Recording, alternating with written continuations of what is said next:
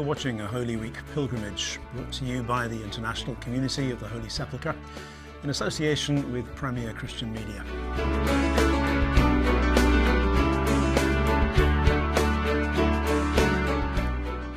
Hello, we've reached Good Friday on our pilgrimage, and so we come to the cross at Golgotha.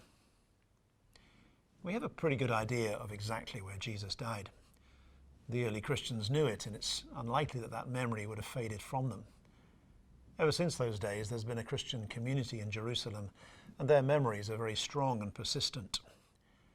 Even though much of the city was destroyed by the Romans just 40 years after Jesus' death, and then it was rebuilt by the Emperor Hadrian as a Roman city in 135 AD, the memory persisted. And so when in the 4th century the new Christian Emperor Constantine wanted to build a church over the great sites of the life and the death and resurrection of Jesus, he sent his mother and a team of excavators to find out where those sites were. And when she arrived, she was directed in no uncertain terms to a particular place in the city of Jerusalem and built a church over the site. So today, the site of Golgotha still lies within what is called the Church of the Holy Sepulchre. It's a church that has been knocked down and rebuilt and knocked down and rebuilt so many times over the years that it can be a bit confusing when you first see it. But it's claimed to be the true site of Calvary. It goes back to the very earliest days of the Christian community in Jerusalem. And so we can be fairly sure we're standing in the very place where Jesus died.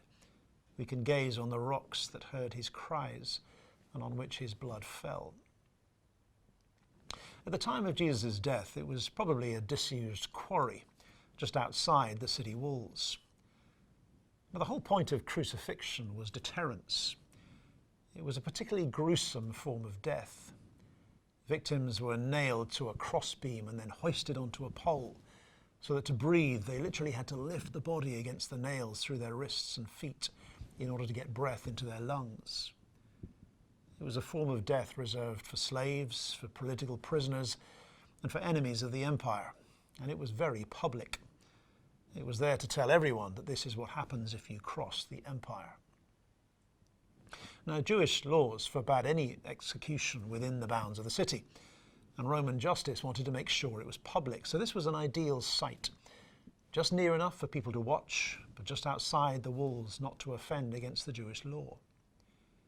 But what did it mean?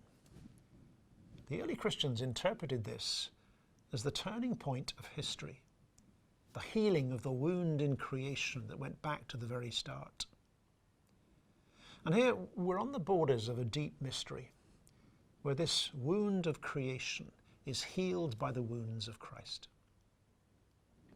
Now, the New Testament uses a number of images to convey the idea that Jesus' death has fundamentally changed everything. We find the idea of the reconciliation of enemies, that reconciliation always costs, and that in Jesus Christ, God himself pays the price for us to be reconciled to him. We find the idea of ransom, a price paid to a captor to ensure the release of a captive.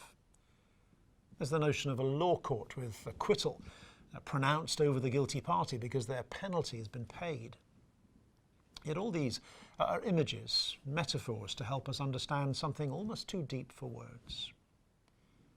And maybe the heart of it is that most agonizing cry in human history, where Jesus cries out from the cross, my God, why have you abandoned me?" The worst kind of suffering is solitary suffering, where we go through our pain alone, utterly alone, with no one to listen to our cries, no one to rescue, no way out. The worst kind of suffering is where you can't even pray because it doesn't seem like there's anyone listening. Not even God seems to hear. And here we're on the verge of something deeply mysterious and beyond description. The mystery of Good Friday is that in this strange paradox, in Jesus Christ, God experiences the absence of God. When we feel abandoned, even by God himself, and when we wonder whether God is listening to our cries or whether he exists at all, God himself in Jesus Christ knows what that feels like. He knows what it feels like to feel the absence of God, to feel like no one is listening. He knows what it is to feel utterly alone. And because of that, we know that we are never finally alone. Even in that place of total abandonment, God has been there before us in Jesus Christ. As we hear this cry from the cross, it tells us that there is literally nowhere we can go that takes us beyond the love and the mercy of God. Peace of Christ be with you. I am Father Louis Corey. I'm inviting you to this holy place at Calvary in the Holy Sepulchre. This is the place where our Lord Jesus Christ was nailed to the cross. Normally there would be a lot of pilgrims here coming to adore this place and pray for themselves and for the whole world. But in their absence, we are constantly here praying for everyone, for the whole world, and for peace. This is the place where Jesus Christ calls us to meditate on what does it mean to have pain and suffering. During this time of pandemic, He is calling us to realize what is the most important thing in life, which is to remember Him and His words and to follow Him. Because if the whole world was holy without sin, then there would be no pandemic, no pain and suffering.